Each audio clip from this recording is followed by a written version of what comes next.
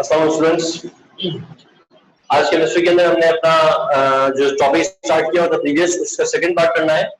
Topic जो हम कर रहे थे वो था long form of periodic table, और long form of periodic table के अंदर मैं पीरियड्स पढ़ा चुका था, ग्रुप्स एंड ब्लॉक्स आज डिस्कस करने हैं आपसे। ठीक है, तो आइए स्टार्ट करते हैं ग्रुप से।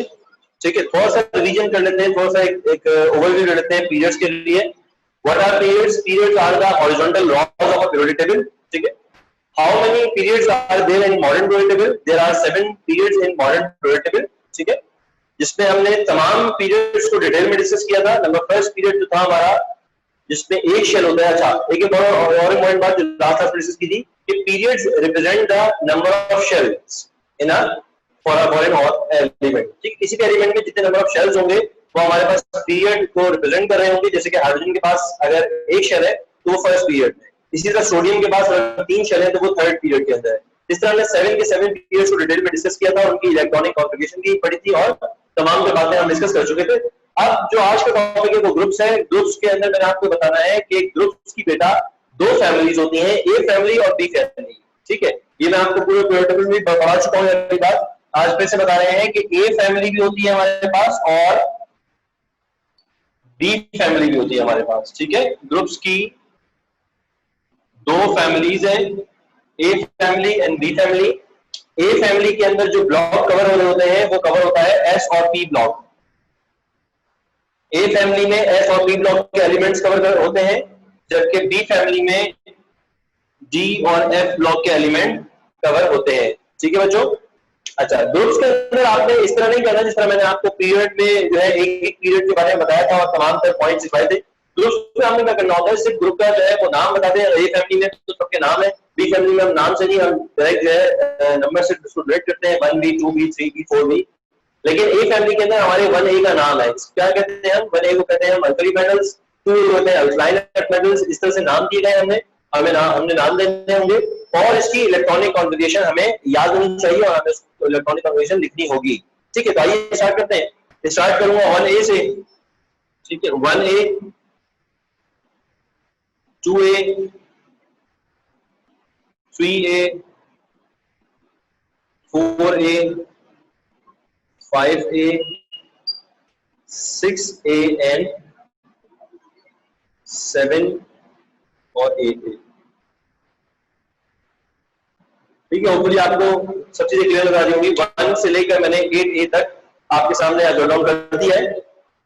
1A वालों का नाम होगा, नाम में मेंशन नहीं करा बोर्ड के ऊपर, आप लोग ऑलरेडी ये आते हैं नाम, क्योंकि 9 क्लास के अंदर भी पढ़ चुके हैं आप लोग, फर्स्ट के अंदर भी पढ़ चुके हैं। 1A को कहते हैं alkali metals, then alkaline metals, boron family, carbon family, nitrogen family, oxygen family, halogens. और 8A को कहते हैं हम नोबल गैसेस, इनर्ट गैसेस कहें या इसको जीरो ग्रुप कहें। ठीक है, तीनों में इसका मतलब एक ही है।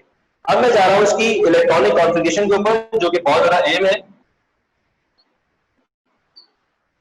आपको याद होनी चाहिए। चूंकि ये जो इलेक्ट्रॉनिक कॉन्फ़िगरेशन लिखने जा रहा हूं ये शॉर्ट में भी पूछी जा सकती है। अगर आप पास पेपर देख रहे हैं और फाइवर आपके पास है तो उसमें रैंडमली वो पूछता है, ये बताएं write down the valence shell configuration.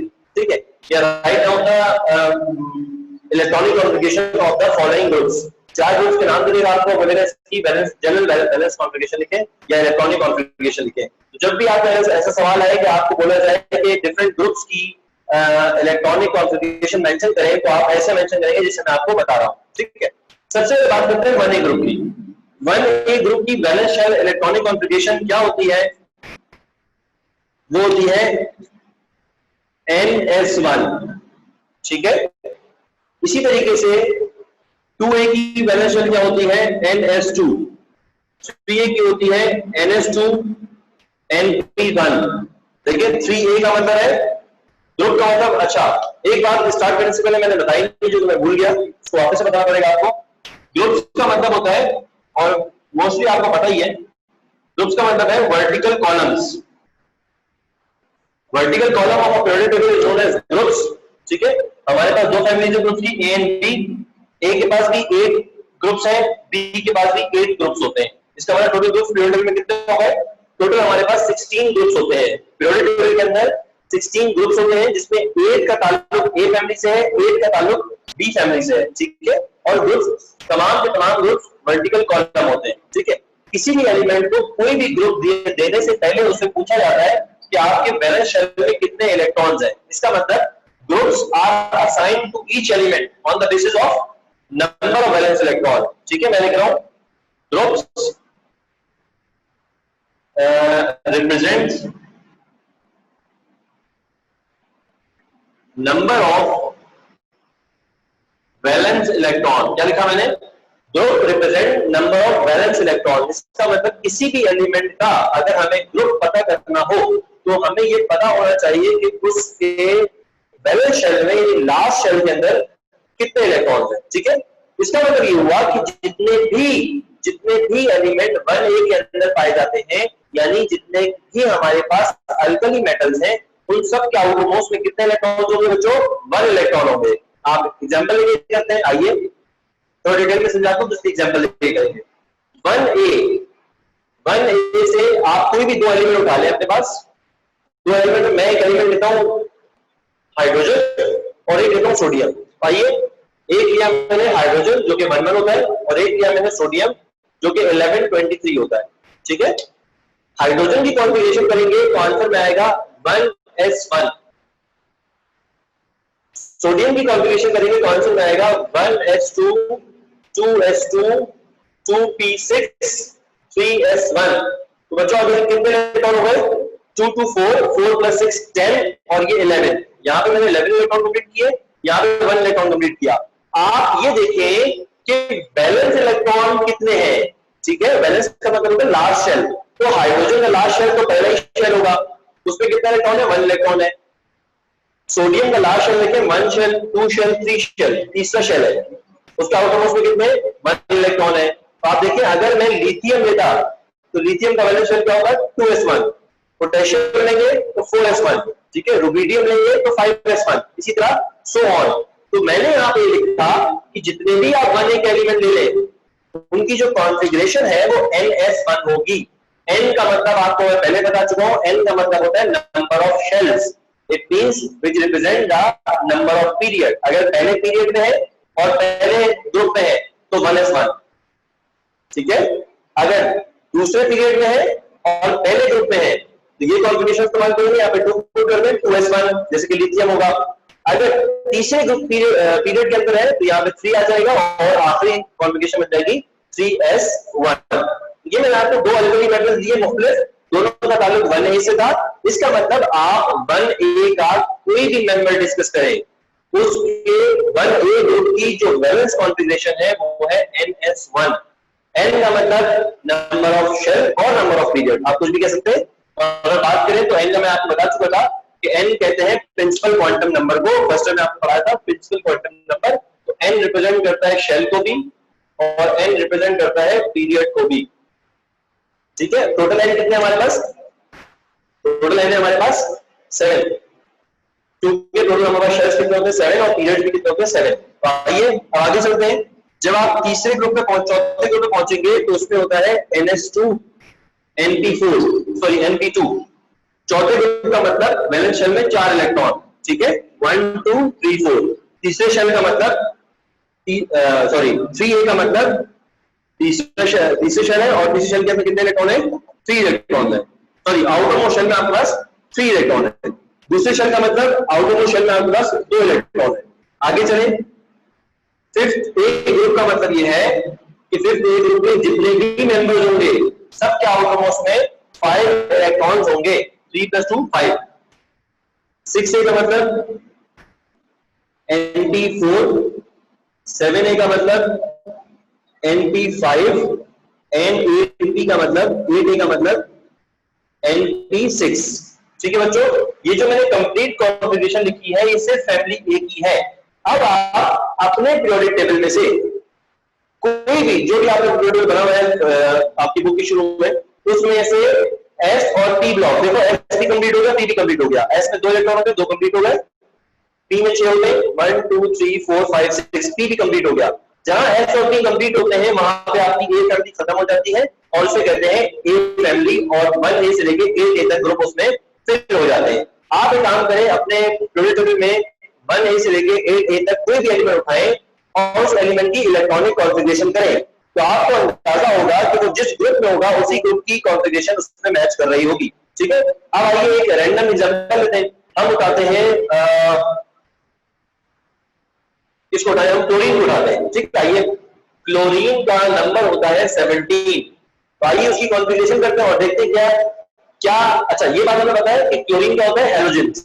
ठीक है, हमें ये पता है क्लोरीन हेलोजन है, लिहाजा हेलोजन का जो ग्रुप होता है वो 7A होता है। क्या होता है, 7A ग्रुप होता है। आइए इसकी कॉन्फ़िगरेशन करते हैं और देखते हैं क्या इसकी कॉन्फ़िगरेशन जो वैलेंस शेल कॉन्फ़िगरेशन है क्या वो इससे मैच करती है 7A से या नहीं करती। आइए देखते हैं। 17 इलेक्ट्रॉन है, ये फिल करना स्टार्ट करें। 1s2 2s2 2p6 3s2 3p, कितने हो गए, 2 2 4 4 plus 6 10 10 plus 2 12। अब 12 में कितने ऐड करोगे 17 बन जाए, तो 12 में 5, इसका मतलब है 3p5 आएगा। तो अब आप मेरी बात को और करें, इसका पहला शेल 1 है, दूसरा शेल 2 है, तीसरा और आखिरी शेल 3 है।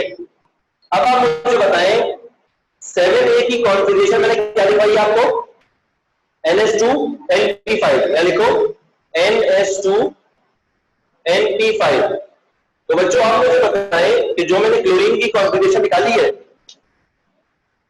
और जो मैंने आपको 7A की कॉन्फ़िगरेशन दिखाई है, देखिए आपस में बिल्कुल सेम है, NS2 NP5 NS2 NP5।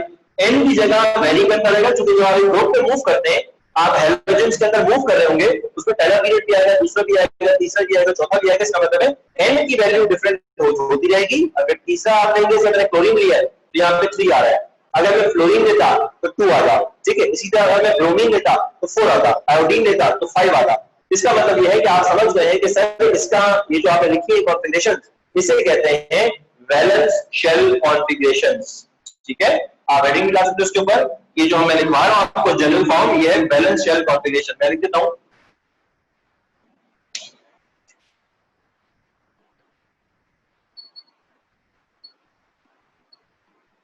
Valence shell configuration. ठीक है, हम आपको करवा रहे हैं वैलेंस शेल कॉन्फ़िगरेशन। ठीक है, बात यहां तक सबको समझ आ रही है।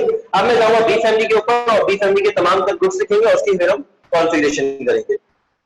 अच्छा, ये जो पढ़ा रहा हूं मैं आपको ग्रुप, चाहे वो ए फैमिली हो बी फैमिली हो, पीरियोडिक टेबल आप सबके सामने होना चाहिए, क्योंकि अगर पीरियोडिक टेबल नहीं है तो फायदा नहीं होगा, आपको समझ में थोड़ा सा कम आएगा। और अगर आपके सामने पीरियोडिक टेबल खुला हुआ है तो आपको चीजें समझने में बहुत ज्यादा आसानी होगी। ठीक है बच्चों, अब मैं आगे चल रहा हूं और आगे ये बताना है आपको कि जो बी फैमिली है, ठीक है, बी फैमिली का मतलब होता है डी और एफ ब्लॉक। और मैंने आपको क्लास में बताया था, पीरियोडिक टेबल की क्लास में बताया था कि जो हमारा डी ब्लॉक है वो स्टार्ट होता है 3b से। यानी अगर ग्रुप की बात करूं, बी फैमिली में भी 8 ग्रुप्स है हमारे पास, और 8 ग्रुप्स में जो स्टार्ट होता है वो 3b से होता है। मैं मेंशन कर रहा हूं 3b 4b 5b 6b 7b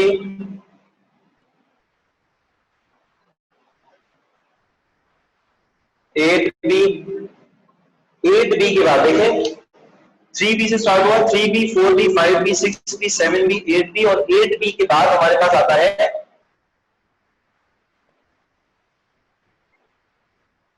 1b and 2b।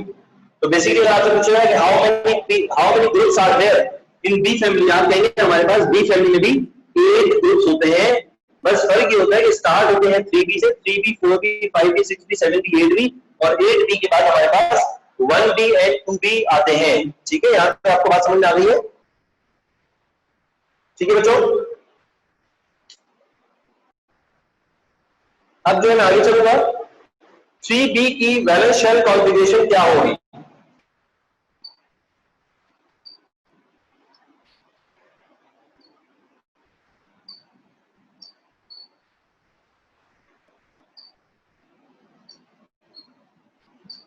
आइए स्टार्ट करते हैं। यहां पर आपको बहुत गौर करना है, क्योंकि ये बहुत ज्यादा इंपॉर्टेंट है और पेपर में आता है।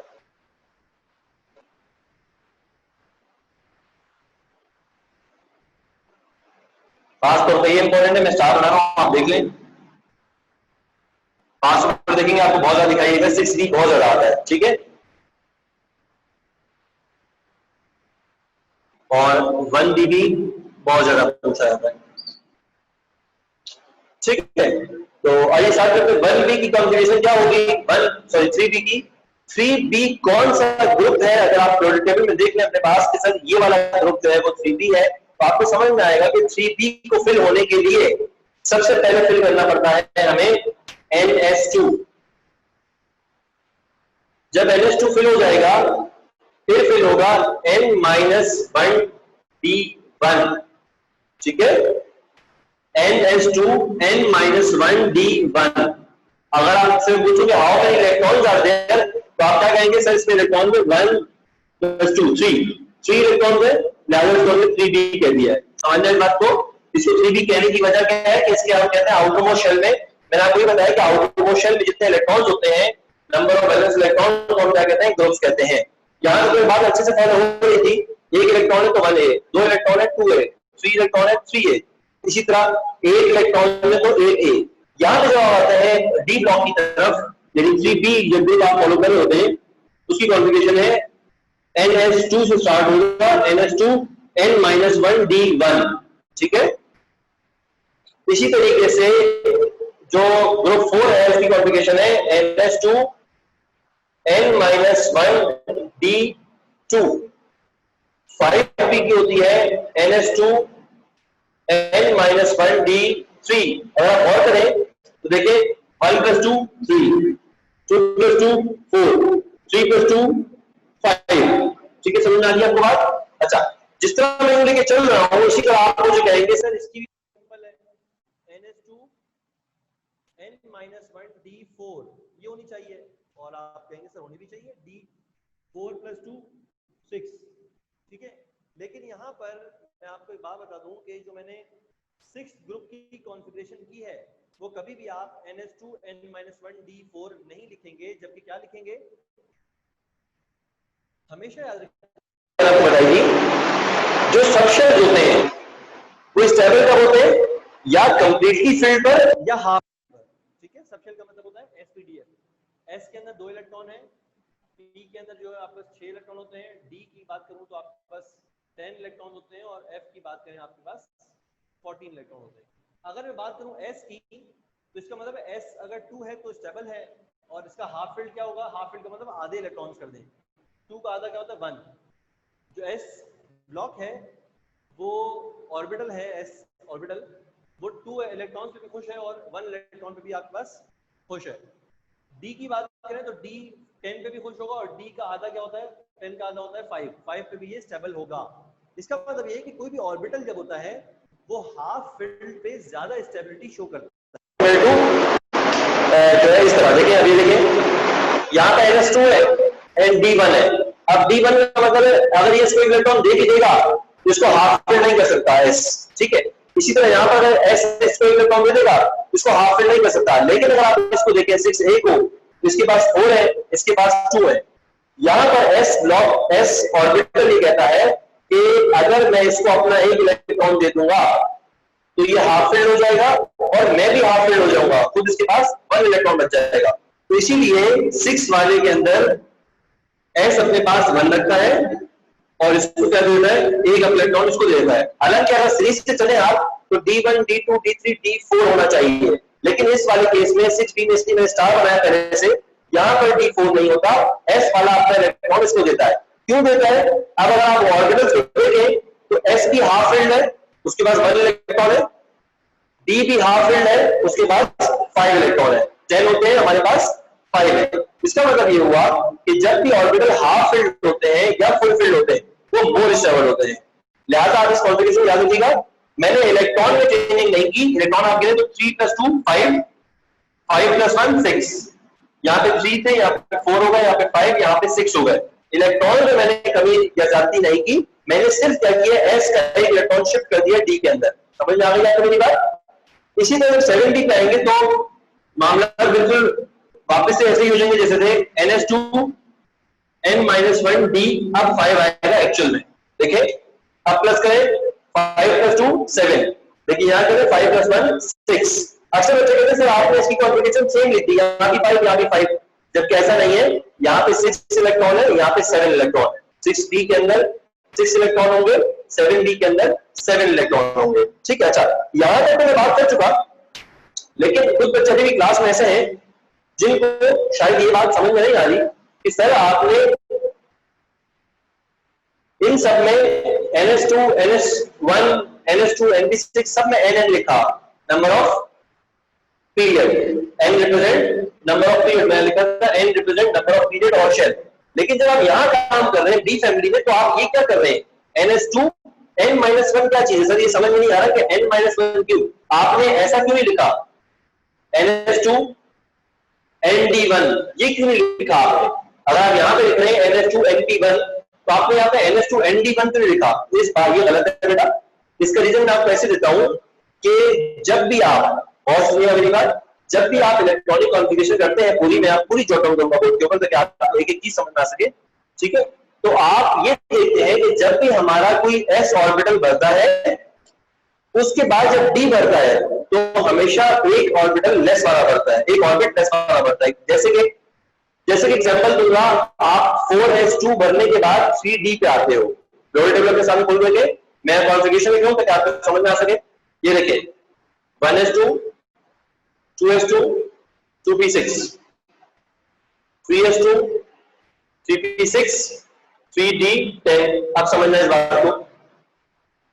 4s2, 4p6, 4d10, 4f14, इसके बाद आएगा 5s2, देखते रहना बेटा, 5p6, 5d10, 5f14, फिर आएगा 6s2, 6p6, और फर्दर मोर आगे भी इसके आएंगे, और 7s2 मैं फिलहाल याद कर रहा हूं। ठीक है, इस तरीके से बना रहा हूं। अब आप बच्चों मुझे बताएंगे फिर कैसे और करते थे फर्स्ट ईयर के अंदर।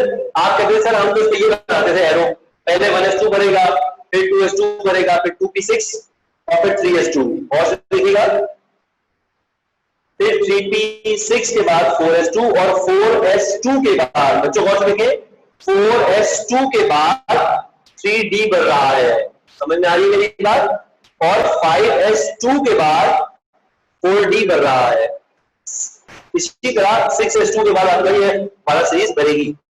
मैंने बोर्ड पे क्यों लिखा और इससे मैं आपको क्या समझाने की कोशिश कर रहा हूं, मैं ये बताने की कोशिश कर रहा हूं कि जब आप बेटा एस और पी ब्लॉक भर रहे थे, एस और पी ब्लॉक यानी ए फैमिली के ग्रुप्स भर रहे थे आप, तो आप देखें एस के बाद डायरेक्ट उसके पी पे जा रहे थे, 2s का 2 भरा, 2p का 6 भरा, ठीक है, 2s का 2 भरा आपने, फिर 2s का p भरा, इसलिए nn कंपैरेटिवली चल रहा था।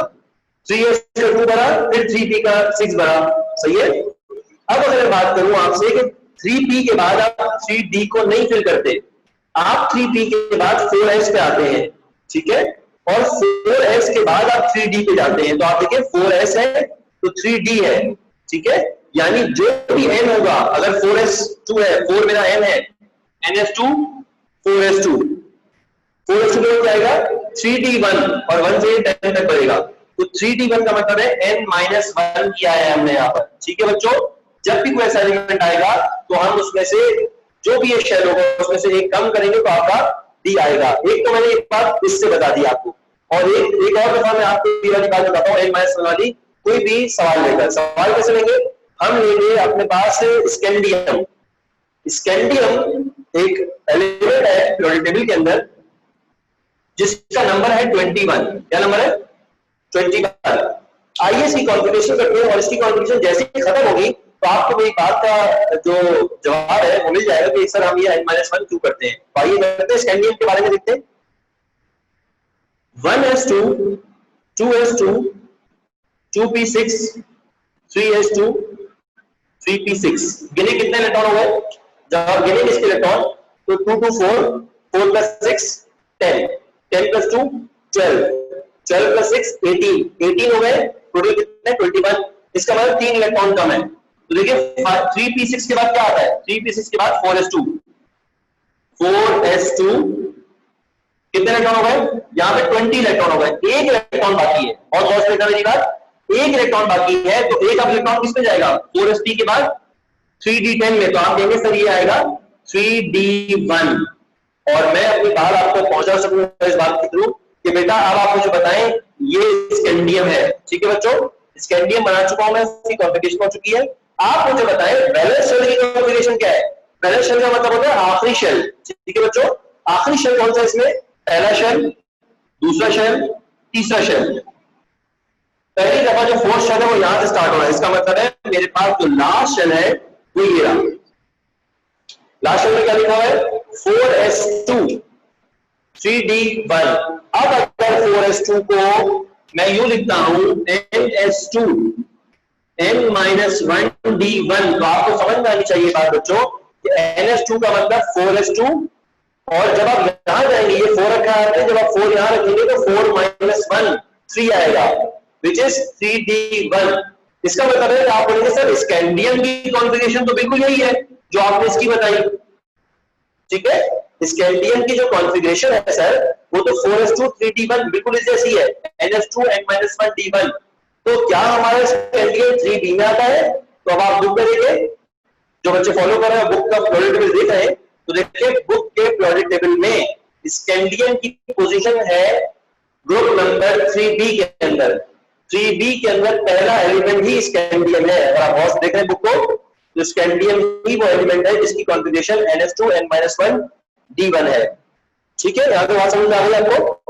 इसी तरह अगर आप स्कैंडियम के बाद आगे जाएंगे, टाइटेनियम पे जाएंगे, वेनेडियम पे जाएंगे, क्रोमियम है, मैग्नीज है, फिर आयरन है, कोबाल्ट, निकल, कॉपर, जिंक, इन सब की कॉन्फ़िगरेशन करेंगे तो देखिए 10 एलिमेंट है टोटल।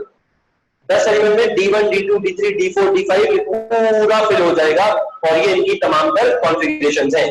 तो मेरा नहीं ख्याल कि आप किसी बच्चे को n-1 वाली टर्म में कोई इशू होगा, ठीक है, जिसको भी इशू होगा वो ये देख लिया करे, तो बनाने के पास जब भी किसी बच्चे को इशू हो वो ये चीज देख ले कि सर डी ब्लॉक कैसे बढ़ता है, तो उस बच्चे को समझ में आएगी जब भी डी ब्लॉक भरेगा उससे पहले एस ब्लॉक भरेगा, और एस ब्लॉक पे जो नंबर भी होगा उससे एक कम डी के अंदर होगा। आप देख लो, अगर यहाँ पे 4 है तो फिर यहाँ पे 3d है, अगर यहाँ पे 5s है तो वहां पे 4d है, ठीक है, इसी तरह यहाँ पे अगर 6s है तो वहां पे 5d होगा।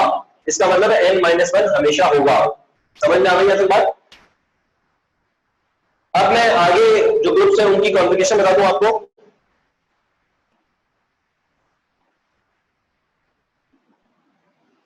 ये देखें 7 की तरह आ गया, 8b के अंदर आपको थोड़ा सा और मौदार होना पड़ेगा। क्या करना पड़ेगा, 8b की कॉन्फ़िगरेशन में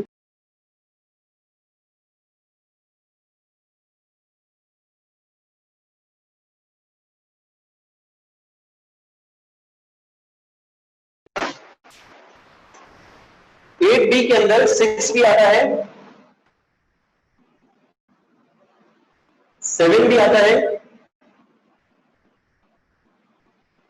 और 8 भी आता है। ये आपने बात समझनी है कि D6 से लेकर D8 तक, ठीक है, ये तमाम तर एलिमेंट्स आपके 8b में आते हैं। तो अगर आप पीरियोडिक टेबल देखें तो पीरियोडिक टेबल में आयरन, कोबाल्ट और निकल, ठीक है, अगर पीरियोडिक टेबल देख रहे हैं आप लोग तो आयरन, कॉपर और निकल, ये पूरे पूरे जो ग्रुप है इनके, ये सब के सब 8b कहलाते हैं। आयरन में भरेगा D6, कोबाल्ट में भरेगा D7 और निकल में भरेगा D8, ठीक है बच्चों। यहां तक करने के बाद हम आते हैं 1b और 2b के ऊपर। तो जो देखिए 8 के बाद क्या आएगा 9, ये देखिए मैंने फिर स्टार बनाया, स्टार का मतलब आप समझ सकते हैं, स्टार क्यों बनाया, ये बनेगा ns2 n-1d 9 होना चाहिए। बच्चों देखो और से इसको 9 होना चाहिए, लेकिन मैंने अभी आपसे कहा था कि हाफ फील्ड और फुल फील्ड पे हमारे ऑर्बिटल स्टेबल होते हैं। ये तो फुल फील्ड है लेकिन ये 9 है, ये अनस्टेबल है, ठीक है। इसको स्टेबल होने के लिए एस क्या करेगा, अपना एक इलेक्ट्रॉन इसको दे देगा। क्यों देगा, वो ये चाहेगा एस कि भाई इसके 10 कर दूंगा तो ये फुल फील्ड हो जाएगा, और इस अपने पास 1 कर लूंगा तो मैं हाफ फील्ड हो जाऊंगा, मैं भी स्टेबल और डी भी स्टेबल। लिहाजा यहाँ पर एस जो है वो सेक्रीफाइस करता है, और एस अपने आप को भी स्टेबल रखता है एक इलेक्ट्रॉन लेकर, और इसको भी एक इलेक्ट्रॉन देके स्टेबल कर देता है। लिहाजा ये जो ग्रुप बताया मैंने आपको, और ये जो ग्रुप बताया है, इस पे मैंने स्टार बनाया है क्योंकि ये इंपॉर्टेंट है, इसमें शिफ्टिंग होती है, इसमें एलिमेंट की ट्रांजिशन होती है, एलिमेंट एस से डी के अंदर जो है वो ट्रांजिट करता है, तो आपने ये याद रखना है। अब आप देखिए 11 भी है, सॉरी 1 भी है, 1 बी पे कितने इलेक्ट्रॉन चाहिए 11, 10 प्लस 1 11, यहाँ पे कितने थे 8 प्लस 2 10 थे, 10 प्लस 1 11 हो गए, और आखिर जो 2b का ग्रुप है उसकी कॉन्फ़िगरेशन में टोटल इलेक्ट्रॉन्स 12 हो जाएंगे, ns2 n-1d 10। तो आपने देखा बच्चों d के अंदर 10 इलेक्ट्रॉन होते हैं, मैंने 10 के 10 इलेक्ट्रॉन फिल किए हैं, d1 d2 d3 d4 यहाँ होता है लेकिन हम d4 लिखते नहीं है, d5 d6 d7 d8 d9 यहाँ होता है लेकिन हम लिखते नहीं है, फिर आता है d10। इस तरह हमारे 10 के 10 elements in D block fill हो गए हैं।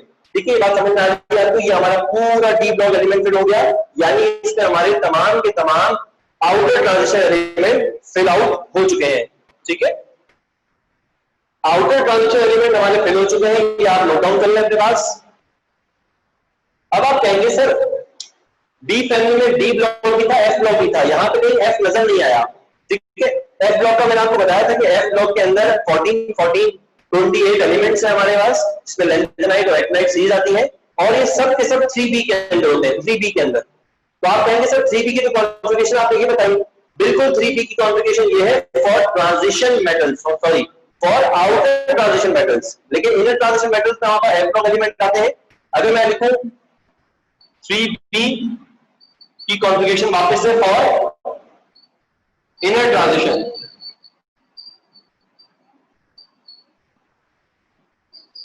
और इनर ट्रांजिशन का मतलब होता है फॉर एफ ब्लॉक एलिमेंट्स। ठीक है, अगर मैं एफ ब्लॉक एलिमेंट के लिए 3b की कॉन्फ़िगरेशन लिखूं, और 3b की क्यों लिख रहा हूं, क्योंकि तमाम के तमाम एफ ब्लॉक एलिमेंट जो होते हैं वो 3b के अंदर आते हैं। ये बात मैं आपको पहले ही बता चुका हूं और फिर से बता रहा हूं कि आपके पास एफ ब्लॉक की दो सीरीज है, lanthanide series and actinide series. अगर आप लैंथेनाइट देखें तो वो 58 से स्टार्ट हो रही है, ठीक है, और 71 तक जाएगी। इसके अलावा एक्टिनाइट देखें तो 90 से स्टार्ट होकर वो 103 पे जाएगी। ये दो सीरीज है हमारे पास, जिसमें 14 40 टोटल 28 एलिमेंट्स हैं। ये सब के सब आप पूछे अगर किस ग्रुप में आते हैं तो सब के सब आते हैं ग्रुप 3b के अंदर। ठीक है, पूरे का पूरा एफ ब्लॉक आपका 3b के अंदर आता है। अब आप पूछ सकते हैं इसकी कॉन्फ़िगरेशन सर क्या होती है, तो आइए देखते हैं। इसकी कॉन्फ़िगरेशन होती है 3b के अंदर ns2, बहुत देखिएगा, ns2 n-1d1, ns2 n-1d1 same हो गई। ठीक है, अब d1 के बाद हमारे पास एटम्स कहां जाते हैं, सॉरी इलेक्ट्रॉन्स कहां जाते हैं, एफ ब्लॉक के अंदर। फिर आएगा n-2 f1, 1 से स्टार्ट होते हैं और ये 14 तक जाते हैं। मैं लिख रहा हूं 1 से स्टार्ट होते हैं और 14 तक इसकी फिलिंग होती है। तो मैंने एरो बना के लिखा ऊपर, देखिए एफ के ऊपर 1 से 14 तक फिलिंग होती है। स्टार्ट कहां से होते हैं 1 से, और फिर कहां से होते हैं 14 तक। अब आप एक चीज पे गौर करें, क्लास हमारी एंड होने वाली है तो हम जल्दी से समझ लेंगे इस चीज को। आउटर इनर ट्रांजिशन एलिमेंट में गौर करें कि यहाँ पे n था, यहाँ पे n-1 है और यहाँ पे n-2 है।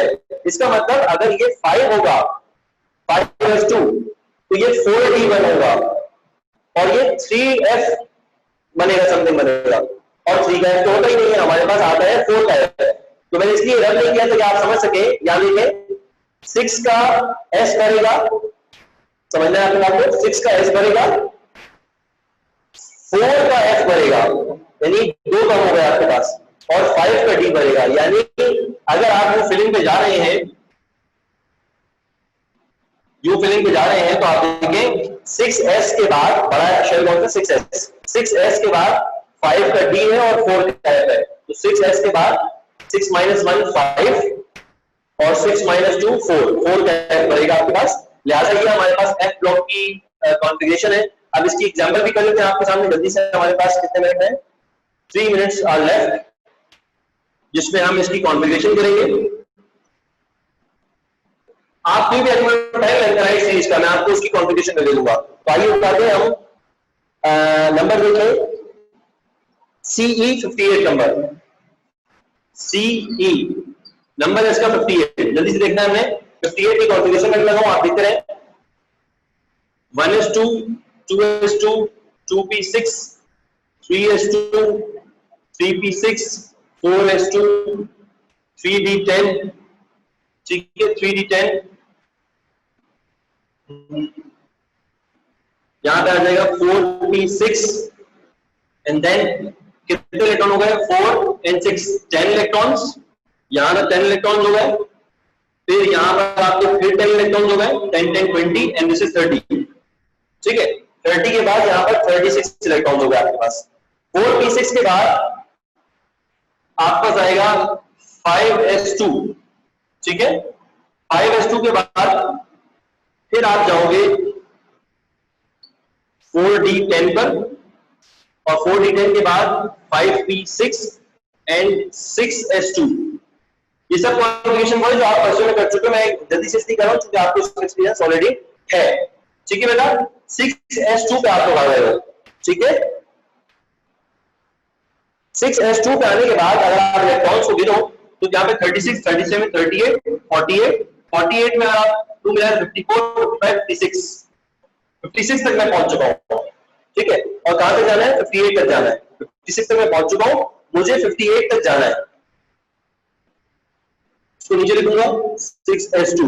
तो आप बताएं बेटा 6s2 के बाद हमारे पास हम क्या फिल करेंगे? तो आपको अंदाजा ये होगा कि सर 6s2 के बाद हम फिल करते हैं 5d1, और 5d1 क्या होता है लेंथेनाइट, लेकिन 57 होता है लेंथेनाइट। अगर पीरियोडिक टेबल आपके पास है तो आप देख सकते हैं कि लेंथेनाइट है, और आखिर में आएगा 4f1। यहां पर आप अगर लास्ट कॉन्फ़िगरेशन देखें तो वो आपके एफ ब्लॉक से मैच कर रही है। 6 है तो l है, 6 - 1 which is 5, 6 - 2 which is 4। तो यहाँ पे हम ब्लॉक्स की तमाम ग्रुप्स की जो है कॉन्फ़िगरेशन लिख चुके हैं, आप इसका स्क्रीनशॉट ले लें। और यहाँ हमारी ग्रुप्स के सेक्शन की क्लास खत्म होगी। किसी भी सवाल को इंशाल्लाह नेक्स्ट क्लास में कीजिएगा। नेक्स्ट क्लास में हम ब्लॉक पढ़ेंगे और ये टॉपिक हमारा खत्म हो जाएगा। ठीक है, thank you so much, Allah Hafiz.